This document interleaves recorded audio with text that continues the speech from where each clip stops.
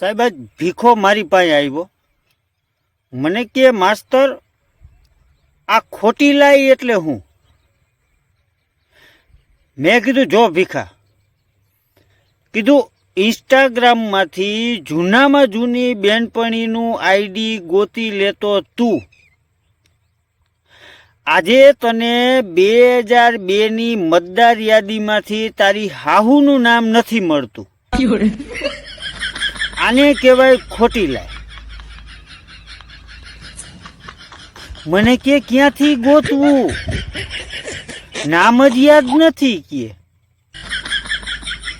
અને હાહુનું નામ કઈ ઘરવાળીને પૂછાય?